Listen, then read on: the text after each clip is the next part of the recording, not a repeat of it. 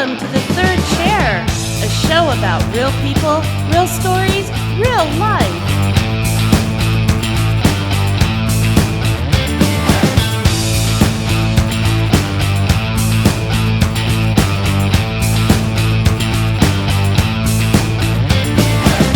And here are your hosts for the Third Chair, Peter Grigg and Doug Bazeski. So Peter, where's our guest? I don't see them on the side. No, we are beaming them in from LA. So we have to explain a few things so that it makes sense. You are going to see our guest up here. So I'll be looking like this, right? No, not exactly, because while we're filming the episode, we'll be looking at a screen over here. Oh. So we are not being rude by not looking at our guests. We are looking at our guests, but we just wanted to explain what was going on. And so we have an interesting guest. I'm glad that she's interesting. She is a Russian immigrant. That's interesting. And she came and built her own life and home and business and is an inspiration. Good. Yeah. And what also was interesting about this lady is she underwent some horrible car accidents and had some amazing experiences and some amazing treatments. I don't like the word accidents because it means more than one. Yeah, and she had two pretty bad ones. Oh, that's not good. And so I'm really excited to talk with this lady. It's our pleasure to welcome to the show Irene Vosberg. Please welcome Irene Vosberg. Where are you, Irene? Which way do we look again? Oh, there you are. Irene, that sounds like your dog in the background. We're so glad to have you. I didn't. Okay, I'm sorry. I don't know what to do about her. We'll go for now, and we may need to make an adjustment after this first segment. So I have watched you on YouTube, and several times you have had sort of like the quote or the encouragement of the day. And so I'm going to mention some of these, and you can tell me what you think or what you're thinking about them. Okay? So Sure. Here's one. When you accept change into your life, beautiful things happen. Change is growth. Change is healing. Change is learning. What were you thinking about with that quote? What I've been through and how much adjustment I had to go through in my life of change, right? I had to welcome change, and I had to stay positive in that change. Change is not easy, but we must change in order to grow, in order to prosper, in order to be a better person in many different ways. So all of those things is very important to me. And I been moments in my life that change was very difficult, and I didn't think I would be able to create the change in my life. So to be able to get back to that mindset that anything and everything is possible, and accept change and grow through it, the difficult moment, right? We have to be able to see it and also figure out how to change it to more positive. It's impossible for there not to be change. Exactly. The only thing they say, well, at least the rock group Rush said in one of their songs, is that, change is constant. The only thing that's constant in life is that there'll be change, and that never changes. Here's another one. I'm on a mission to change lives one at a time. So tell us about your mission. Well, my mission is to change lives one person at a time, and it started when I decided to be a hairdresser. I wanted to change people's energy by doing their hair. How we look is how we feel. That's what's told to us, right? But actually it's from inside out. But I knew that if I could make a woman feel a little bit better by herself by blow drying her hair, giving her a haircut, or a man, I know I could change their energy. And for me, it was all about others, right? Hairdressing is a powerful tool that I use to help people change also. They come with a hot mess and they look gorgeous. well, I sort of feel like, like a hairdresser is kind of like a bartender or a barber. People come and like they tell you all their problems. Oh, absolutely. I used to say, well, I still say that I'm not a hairdresser, I'm a therapist. Yeah. I just do hair on the side, but I do therapy for the price of the haircut. And you'd be surprised. People share a lot of deep feelings and emotion in my chair. They feel safe because they don't know me, right? Yeah. And there's no judgment. It's actually a conversation, because in therapy, you just sit there and you talk. Nobody responds. Yeah, boy. Yeah, and it is really amazing how sometimes a client will tell a perfect stranger. I mean, not totally a stranger. They're coming to get their hair done, but like their deepest pains and problems. Absolutely. I have a lot of blackmail. You have a lot of blackmail. And her book's this thick. Yeah, their book's that thick, yeah. Yes, you're absolutely correct. Yes. So man, that's yeah. I know. Yeah, you must cut a lot of politicians' hair. Not really, but some customers feel like politicians. Okay, here's another one. And I don't know, this is from YouTube broadcasts that you have done, so you are a YouTuber, sometime in the last year. Don't give up. Giving up is not an option.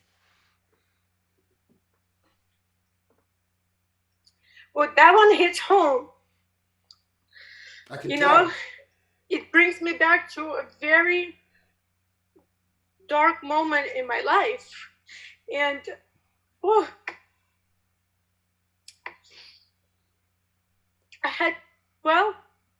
I couldn't even say those things to myself. And 9 years ago, I was in a terrible car accident. Mm-hmm. And it left me broken. It left me,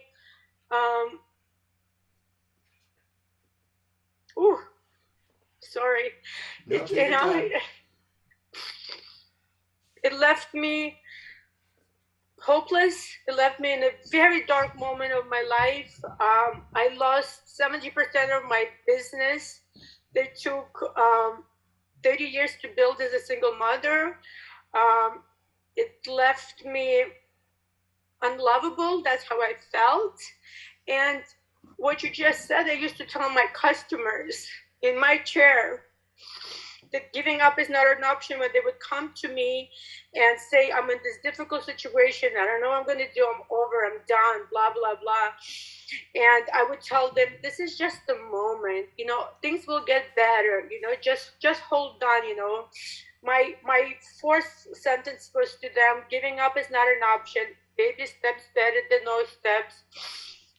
Glass is overflowing even though it's empty.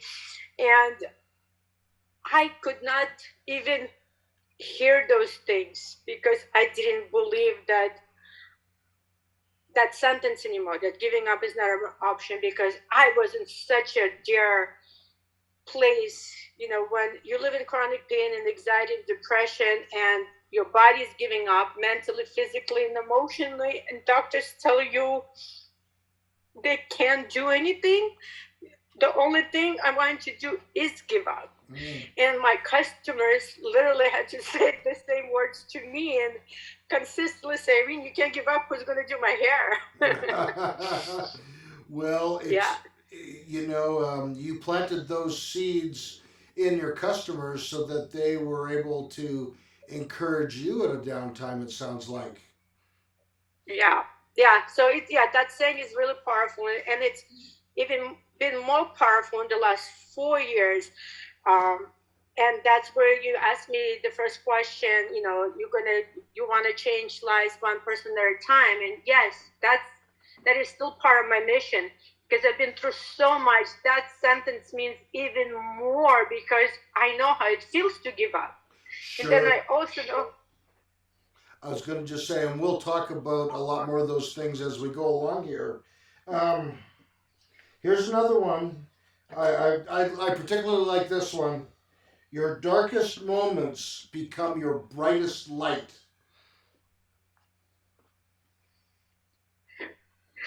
Oh,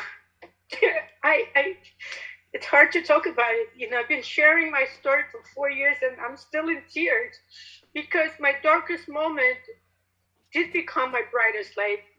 I thought I was buried, right? But I was planted.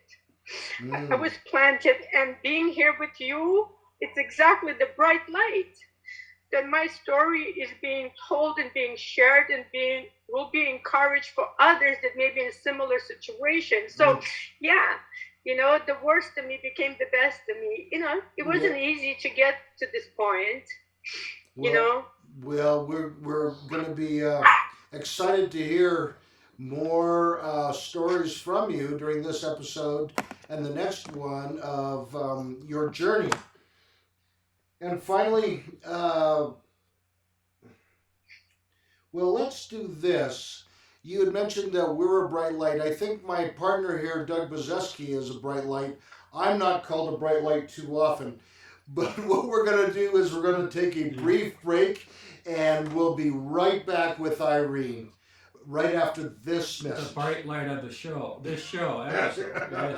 That's Irene.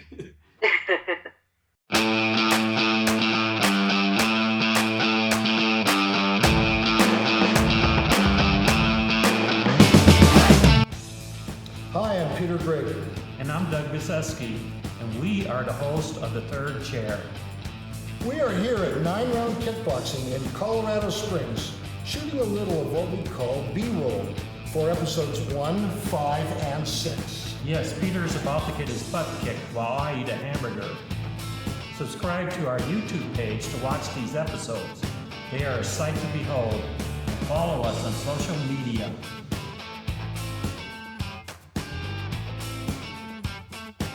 We're always looking for guests with a great story. And that would be everybody, because we all have a story. If you want to be a guest, send us an email. And then get yourself down here to 9-Round Kickboxing while you're at it. Yes, guys, if you're interested in getting fit without getting hit just like Mike, just head over to 9round.com, find one of our 3 locations that's closest to you, and book that free intro workout. We look forward to taking it with you.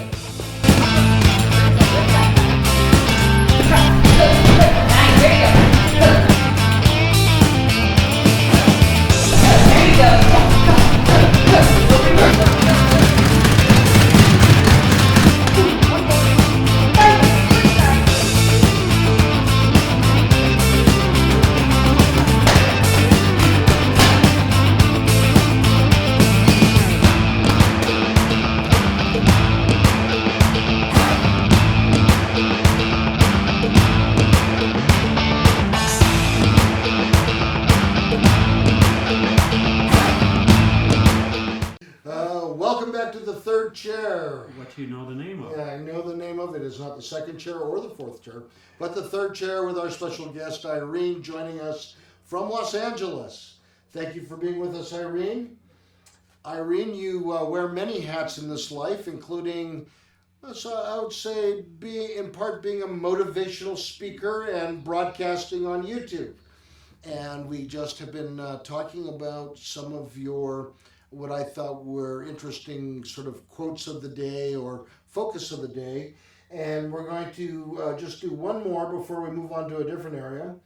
And that is, do you recognize a miracle in my life?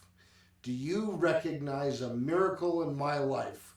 Now, I'm assuming that you were putting that out there about, do other people see the miracle in my life, or if that was intended for everyone? What were you thinking about with that one? Well, I think miracles happen every day. We just don't see them. Because we pray for specific things, right? Like we pray for a specific way for that miracle to show up, like, in a certain package, right? But I believe that miracles come the way it was meant for us to receive it, not how we want it. So also to me, a miracle is also could be almost like a lesson and in disguise. And you know, I've prayed for many different things, and I didn't really realize that I was receiving them because it didn't come in the package that I prayed for. So when I say to people, you know, make sure you see your miracle, not how you prayed for, but how it's been delivered to you. We don't recognize it, right? God, universe, wherever you believe in, you know, delivers it to you in a very specific way. So I want people to be open and think out of the box when they pray for their miracle. So if I'm praying for a Ferrari and the universe just gives me a new Honda Civic, maybe I need to there's a lesson there as well as the car. Yes, maybe you're not ready for the Ferrari. Maybe you still need to learn some of those lessons in that. What did you say? I'm not very good with cars. Honda Civic. Yeah. I think that's God's way of telling Peter he's never going to be ready for a Ferrari. Yeah, I'm not getting a Ferrari, but I am praying for a new pickup truck.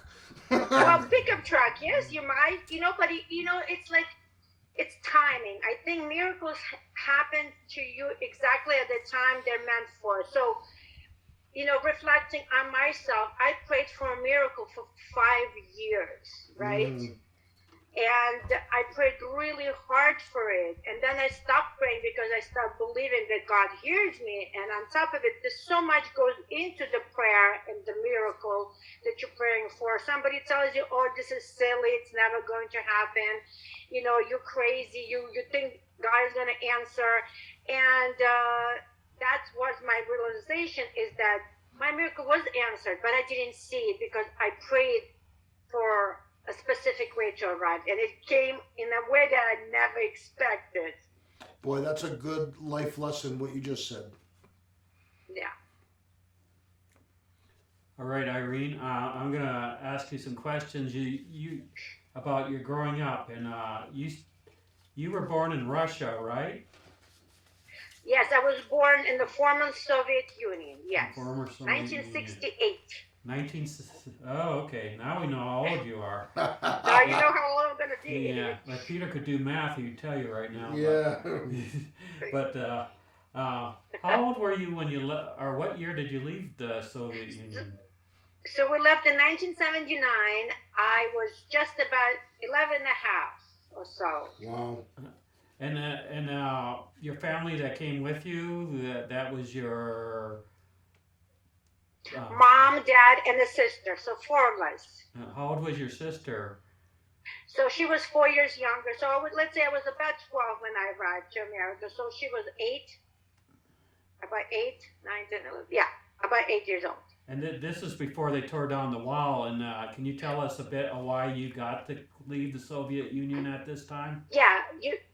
So I think it was before Berlin Wall. The Berlin Wall was knocked down when we were already here. So we came here for a better life. I'm Jewish by birth, but spiritual by life. You know, I believe God is everywhere and we're all one. And, together we are stronger. But we left Russia because of me being Jewish, us being Jewish. That's the only reason. So we were basically, prejudice, racism, persecution.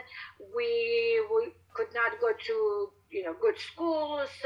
Even if we had great grades, we were passed on. So life was very difficult as far as the religion aspects of it go. But life was just difficult there in all aspects of life. Can you give us an example how it was just difficult there? So part is being Jewish, right? So we had to hide that. So that was very difficult.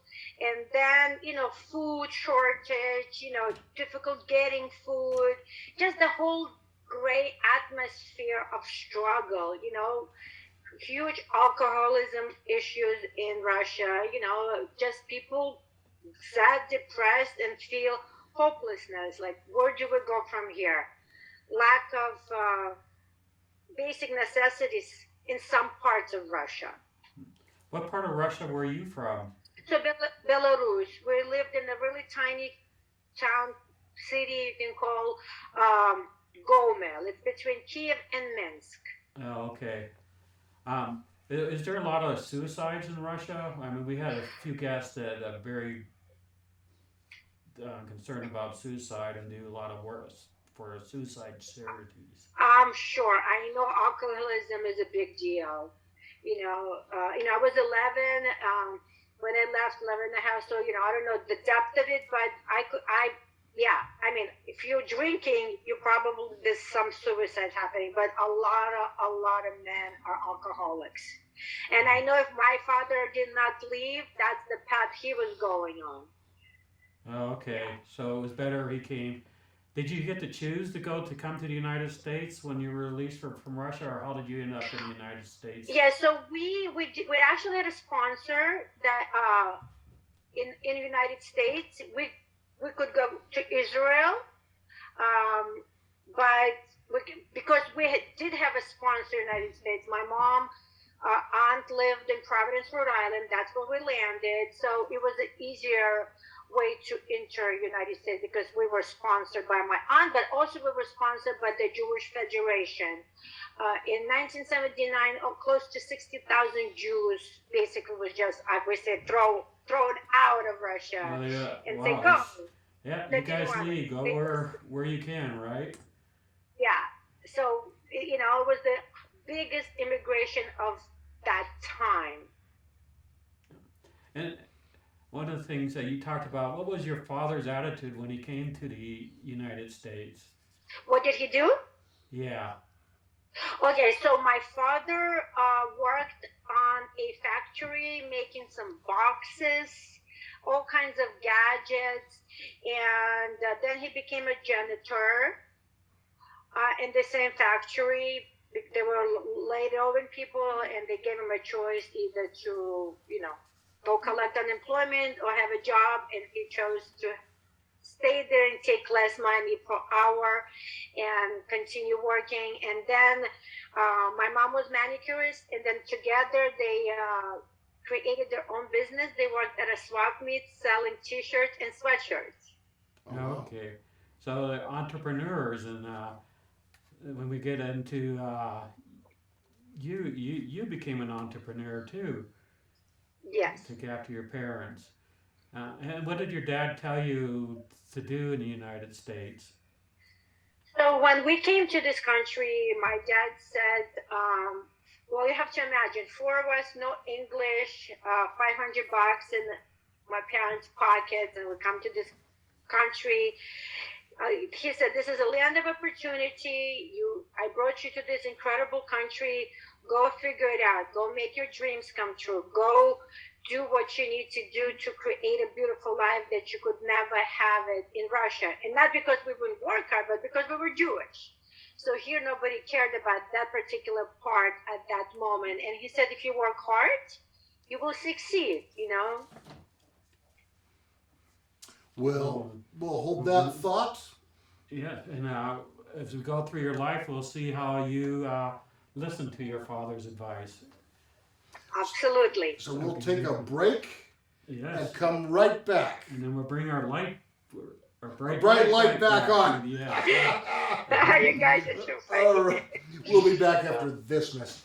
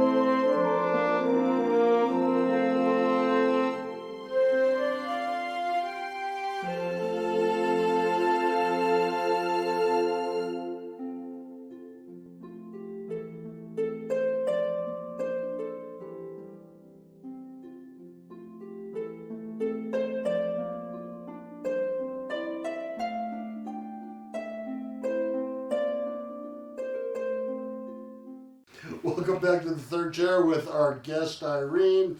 Hi Irene, coming to us live from Los Angeles, California. And you may be the last, our last hope for that state.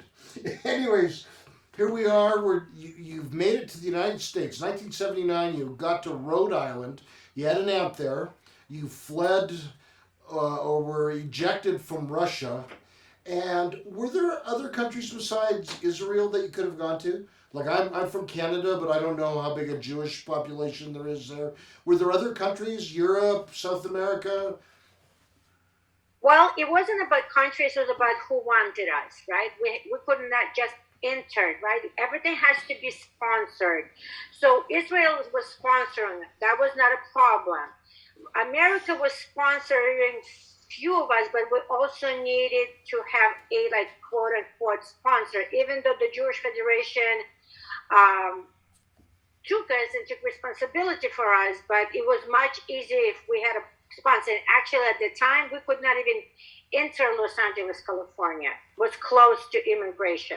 Oh wow! That's what we were told. So, but you would have thought that like after World War II, with everything that happened to the Jews, that there would have been more countries stepping up to help. Nothing through the United Nations through this all. It was your aunt in Rhode Island and the country of Israel, and that was it, basically. As far as I know, yes. My parents took care of that, but when you live in, well, maybe we live all over the world, America is the dream, right? Yes. Like, it's the dream place to be, and that's why people come no matter how, or, plane, automobile, swim, walk. This is the land of opportunities like no other. There's no other country in the world that allows you to really, truly live your dreams out.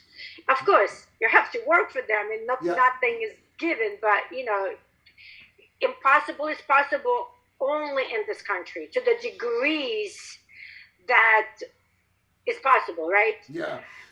Canada is amazing, but Canada at that time was not part of the equation. Sure. So you left one type of persecution and prejudice, that being Jewish in Russia. You came to the United States during the time of the Cold War, and you sort of walked into a different kind of prejudice. Absolutely. Russian wasn't the favorite word or person to be at that time, and I got picked on. It wasn't joyful experience per se, not speaking English, not understanding, it was hard. Even though it's the body language from the kids, knowing they were teasing you. And as I learned, right, and as I understood more, I wasn't going to tell anything to anybody anyway. I was just trying to be with my own self. But it got really tough, especially when the airplane was bombed by the Russians, and a lot of teasing, a lot of bullying, people like, you did this. Well, I'm in your class. How did I could do it? Sure. Yeah, I might be Russian, but I didn't press the button. I didn't do any of that. I feel bad. It wasn't easy. So it was a little confusing because nobody cared that we were Jewish. We could do anything we wanted as being Jewish, but the Russian was the issue. Now, you're Jewish by sort of bloodline and heritage. Were you a practicing Orthodox Jew or some measure of Jewish religious rituals? No, not in Russia and United States, really not either, because we didn't grow up in it. So it was very difficult. And, my sister and I both went to the Jewish school, and we decided 1 week we're going to try to be kosher and do the Shabbat. It was very difficult. First of all, our house is not kosher. We have, bacon, Canadian bacon. Yes. My parents love that. We have cheese. Me We make burgers with cheese on top. You couldn't do that. And if you had a burger, you had to wait an hour before you had ice cream. And there's a Jewish word called mishugas, craziness. That's how it felt.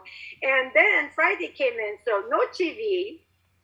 Like we did the little prayer, no TV, no nothing, couldn't do anything, couldn't brush your teeth. The next day was the same thing. It was like, nope, thank you. Did you have like 2 refrigerators in the house? Oh, of course not. Everything was one refrigerator. We're never like we're non-religious. I don't know, just born traditional, like All right, we so do. so when you did your being Jewish for a week, you didn't like bring in a second refrigerator just for that Oh week. no. I mean, it was very difficult to do. I mean, it was a hot mess. It was So a cool did experience, but a hot mess. you obviously speak and read Russian, and then you learned English as a child here. Yes. And were all your school years in a Jewish school? Oh no. I spent like a year in Jewish school. I think my sisters, and it was a Jewish school, but it was like bilingual Russian. They put us into the school to help us learn English. So there was Jewish studies, but we were not like totally immersed into it. My sister was a little bit more because she was younger, so she stayed there for 2 years, and you had to pay for it, so it was very complicated. So you didn't like learn to speak Hebrew or write Hebrew or that sort of thing? Well, I started, I still probably know 3 words. I mean, it wasn't like, it wasn't my passion. Again, I know I'm Jewish and that's where it ends. I respect it. I'm Jewish by blood. I'm Jewish. But, Hanukkah candles, we do it when we have them. So, more of a traditional, like just holidays kind of thing, right? Sure. Now, you had told us in our pre-production meeting that you learned a lot of really powerfully strong kind of life lessons from your father when he brought you to the United States, including the value of really hard work. Tell us about what you remember about that and what he instilled in you, if you would, please. Oh, of course. So first, the most important thing, my dad said, I brought you to this country to create your dreams with hard work. We are not going to be relying on welfare system or hands out. We actually give the hands out. We actually help others. If you see somebody in need, do it not because somebody's going to say thank you, but do it because somebody is in need. So that was always a reminder, not just by words, by action. Our doors were always open in our home. If somebody needed something, my mom and dad were like the first people there. Come eat. Let me make a phone call. You don't speak English. What do you need? Where do we need to take you? So it was powerful because, again, it came with actions, not words. And, my dad always said, work hard, treat people with respect. If somebody gave you a job, make sure you do it 100%. Don't ruin our name. The honor is within your, work ethic. And it stayed with me since I was a little girl. I can go back to every single place that I used to work in and still be able to work there. So it's powerful, right? He also said, when you leave, don't ever burn bridges. Say thank you, respect people that give you a chance, and just be courteous and kind. Treat others as you want to be treated. Now, one of the things I know that you had mentioned was that he was really grateful for the United States of America as a country and a place to come to. And that's not always sort of the message, I think, people get from people that are immigrating here. And so what kinds of things did he tell you about that? Well, we actually just had this conversation, and he said, I'm so grateful for this country. I mean, he worked hard here for it'll be 41 years next year, and they finally gave him, a low-income apartment, and he said he could never, ever, ever have this kind of, it's luxury to him. Wow. To have this in Russia, right? There's just no such a thing. And he's so grateful that in his old age and to be able to live in a place like that, it's like, he said, people need to kiss the floor every day of this country. How much that the government helps and how much, they're really, of course, it's a huge country. There's good and the bad, but to him, he's just grateful for what it's been done for him. Sure. And for our family, right? That is so fantastic. Hold that thought. We're going to be back after this brief break.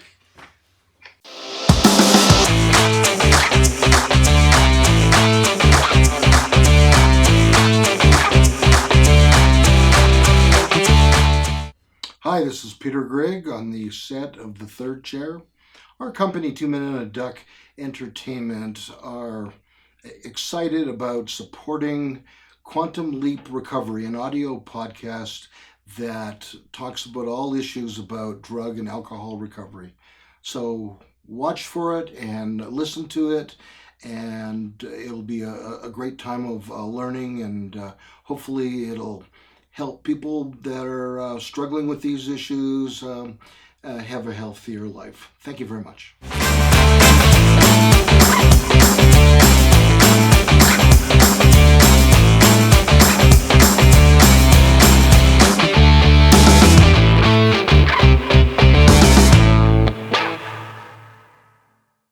Welcome back to the Third Chair. We're here with Irene. She is telling us she has a YouTube show. She tells people how to live better, and we're going through her life and her challenges she's faced, and going through it. And tell us about your high school life. Well, high school life. It was interesting. Because that's where I just began speaking better English, and didn't fit into any cliques or things like that. My focus in high school was graduating and doing hair. That's all I was thinking about. Now, sorry. You went to cosmetology school. Did you do that at the same time as high school? Yes. So my my high school wasn't like, there was no partying. It was, one straight mind of how am I going to be a hairdresser. And, miracles, that was a miracle. I was like hoping for vocational training school. And then we had like a counseling, I'm not even sure how it's like career counseling day. And there's a gentleman comes in from a different school, and he goes, well, we're looking for people that want to be hairdressers. We have a vocational training. And I'm like, me, please. I didn't know how I was going to do it. He's like, I don't think you have enough English to get through this course. I'm like, I will figure it out. I had no choice. Parents would be able to help me afford the college beauty school. So my high school ended up being a vocational training school. So I moved to high school, and it was fabulous. Like, amazing group of friends, the same idea, the same focus. I spent almost 4 hours a day learning something that I absolutely love and adore. And when I graduated, I had my high school diploma. I had a job before graduating. I competed in many different competition, won some awards, and my dream of becoming a hairdresser was coming to life. You said you had some amazing friends just now in the hairdressing school. Did they help you learn some of the English that you needed to learn, where the guy had doubts about? By then I spoke enough, but it's like, I call it kitchen English, right? But they helped me understand the curriculum, because there was words that you couldn't even pronounce. Forget about understanding the meaning of them. So there was a support. There was a really great support system. Absolutely. So now you graduated, and and you already had a job. And how did you like the job at the beginning, being a hairdresser? Oh, I loved it. And so I'm a little devil here. So we were supposed to only get an assistant job, right? Like shampooing, getting training. And I walked into the salon and they said, well, I can be your assistant, but I'm going to be a hairdresser. What do you need me to do and how do I prove it to you? And she's like, well, you need to do a perm. And I'm like, no problem. Here we go. And she's like, oh my God, it's better than somebody 10 years of experience. You know, I'm passionate about something. I'm going, and it's like 100% done. So I was both. She gave me a chair. I actually was able to cut hair and assist her. So it was really cool. So cool. you just dived into being a regular hairdresser as an assistant, right? I was not afraid of scissors. I was not afraid of anything. I just, it actually gave me like empowerment. I didn't have to speak. My accent didn't matter. Wow. Probably some people wanted to talk to you because you had an accent, right? Yeah. Yes, absolutely. Like, where you from, right? But I was self-conscious. It took time for me to get comfortable speaking. Yeah. Well, you wouldn't believe it today because you. Well, yeah, now I can't shut up. Yeah, that's good for us. I was just thinking, we should have thought about like doing an entire segment in Russian. Maybe there's a Russian community that would like to watch. Maybe another time. Oh, wow. Yeah, Peter, you can learn the Russian. Yeah, I'll learn the Russian. Yeah. Don't they teach you that in medical I'm school? game. We can try it with my broken Russian. I will do my best. So how much Russian do you remember? Well, I speak pretty fluently. I can speak it. It's not a educated Russian, right? I call it street Russian, but I can carry a conversation. I don't think I can do it 100% in Russian. There will be some English words thrown in. It's just kind of sort of happens, but enough to go to Russia and be okay. So if you watched a movie in Russian, you would basically understand it? Probably the old school ones more than the Russian. Now most of it. Yeah, most of it. Okay, yeah. If it was made in the 50s and 60s especially, right? Yeah, it's just in how they're speaking. And, again, my Russian's, education stopped at 12. I cannot write or read in Russian. Oh, okay. Yeah. Is there a big Russian community in Los Angeles? Yes, pretty big. Actually, when I came to Los Angeles, 30-something years ago, I was a big, huge Russian Jewish community. That's where I landed. Oh, wow. My cousins lived here, so I came to them and then rented the place. So, you loved hairdressing, being a hairdresser. Eventually, you worked your way up from working for someone to you being the boss and owning your own hairdressing salon. Tell us about that. When did that happen? Well, that was pretty powerful. That happened, I want to say, like around age 32. So what, 20-something years ago almost. And it was a very powerful moment for many reasons. Success, right? For the immigrants, owning your home, owning a business is a big deal. Like, you've made it. Like, this is why we come here, because this is the impossible dream possible. And it has even more meaning to me because, my dad only has girls, no sons. And my last name is Vaksberg, and that was the name of my salon. And to see the bright lights with the name in, I spent crazy ass money on it just so I could see it to be like Vegas. It was a really powerful moment. It was such a powerful moment to see my dad, to see his hard work and all the sacrifice. My mom, we cannot forget my mom. They left their whole entire family. Like, my mom never saw her mom and dad. They passed away.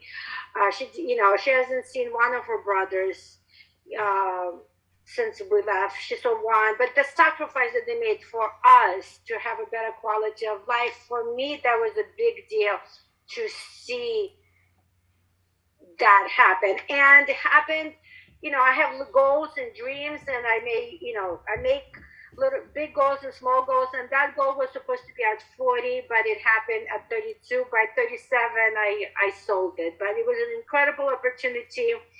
My nonprofit began in there. I included the whole community. It was a place for anybody to come in and have a haircut without paying, or whatever they needed. They could come in and get it done. Support system, and my father said, "Help help everyone. They can't afford it. You do it for free." Did it draw many from the Russian community? Did your No. last name bring people? Not very much in Russian community. I'm not really involved in the Russian community per se. I think very Americanized. I hate to throw politics in there, but more liberal than most Russian.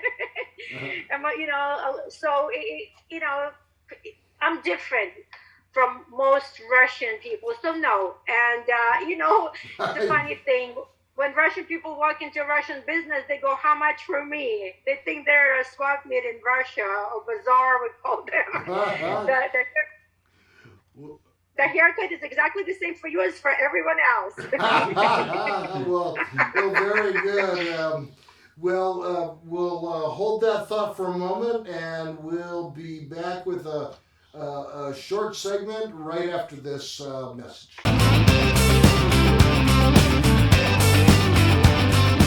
Doug, most of our viewers and followers know that our new episodes come out on YouTube on Thursday nights. Right. But we have a new announcement about the Third Chair. Exciting announcement.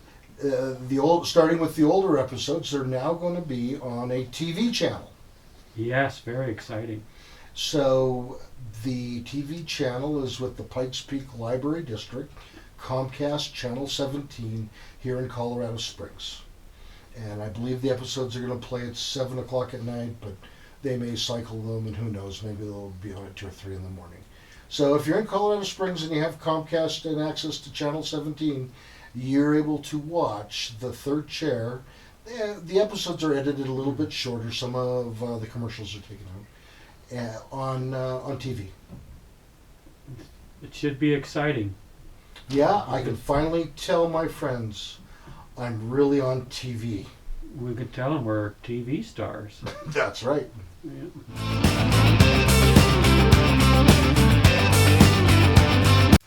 Irene, we are back on the Third Chair with Irene, our special guest, coming live from Los Angeles, California, the United States of America, North America. Okay, I guess I'm going too far. Hey, so Irene, you had made an incredible point in the last segment. You had said for an immigrant, owning your own home and owning your own business is like so important as a milestone. And that your business, you also were mentioning, was a place of, in a sense, community. And you also, you help people there. You had nonprofits that worked with your hair salon that you owned. Well, apparently this got the attention of a TV show producer.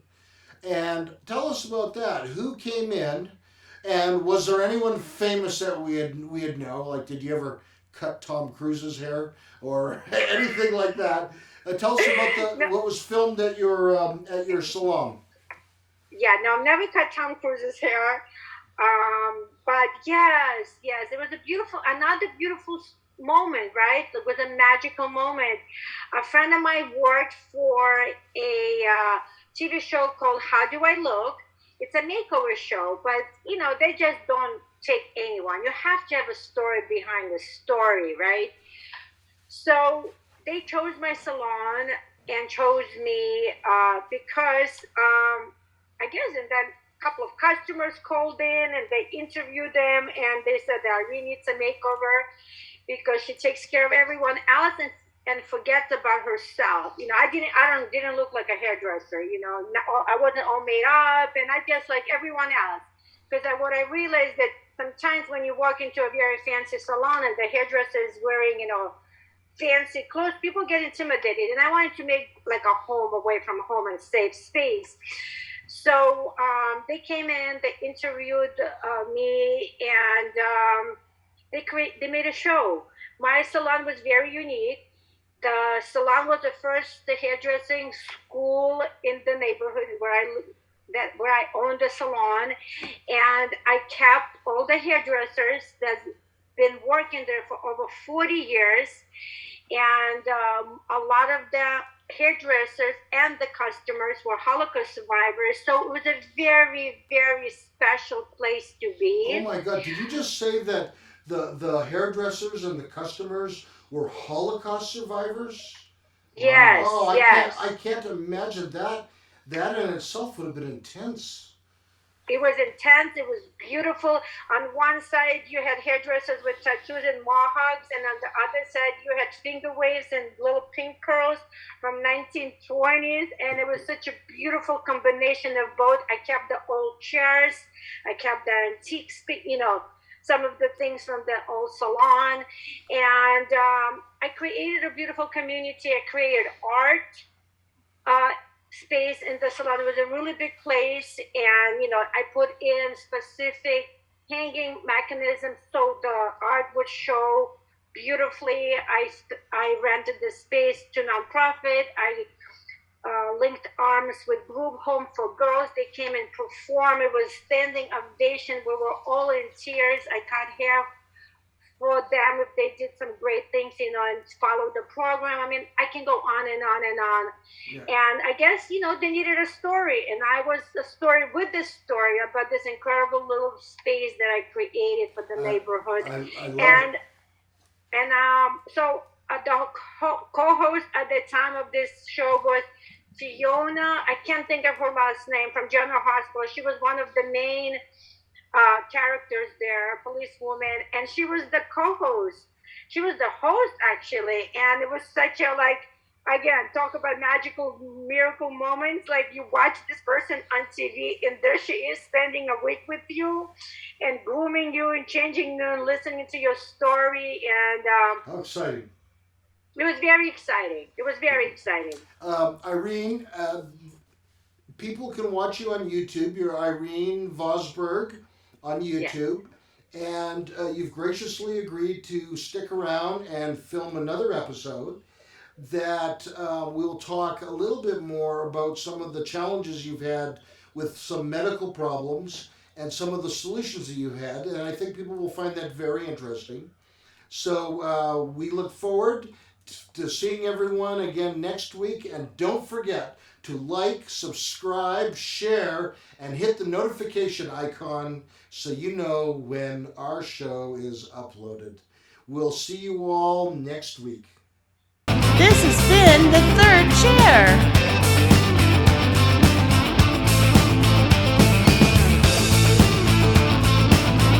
Want to be a guest? Want to sponsor our show?